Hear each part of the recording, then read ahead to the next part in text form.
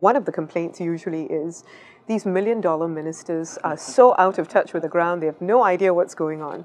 What do you say to people who still think that way? I don't think that's a fair criticism, basically. I think our ministers work very hard because they all know they are there because they are members of parliament first. We must never forget that, basically. I know that my colleagues in cabinet are concerned about what happens in the constituency, and they do their own way, their own style of reaching out to their own residents to make sure that the residents understand them.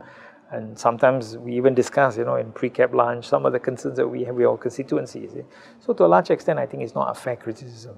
I think our ministers are plugged in, we are engaged, because Singapore is such a small country. Here, you're within half an hour, you can reach your constituency, and you can check almost every weekend, all of us are down at the ground. Yet, a lot of people might say that, I want to see ministers get on public transport. I want to see ministers do simple things like that will show me they have experienced what I experience on a daily basis.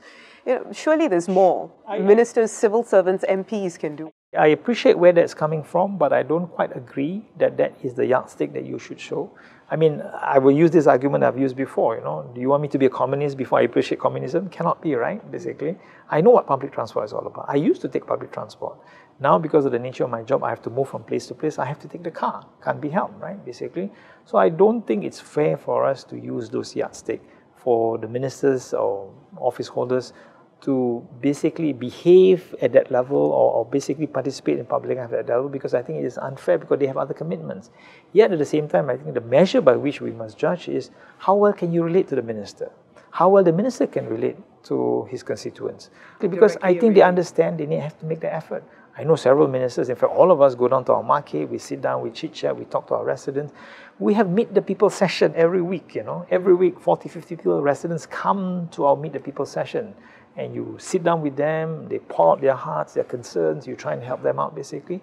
And then people realize, hey, this man cares for me, this person cares for me and he wants to do something for me. So I think we have to look in the totality of things that we do rather than whether we take the bus or not. I think that's a bit too minutiae for us to use that as a criteria.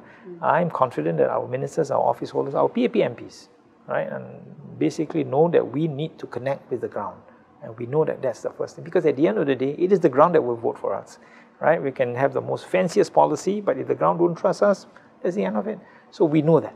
I know that you call it minutiae, but people might say it turns into a big thing when things aren't going too well. So for instance, if the public transport system was fine, running smoothly, no one would say anything.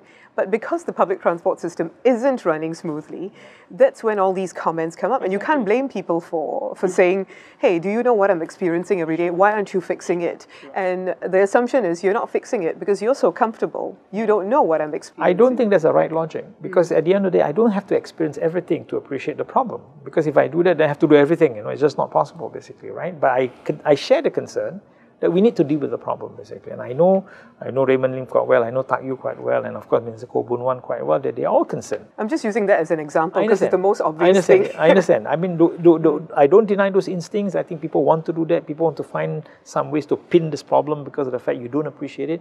No, I think the ministers are concerned that there is a big problem that we need to tackle that problem, basically, right?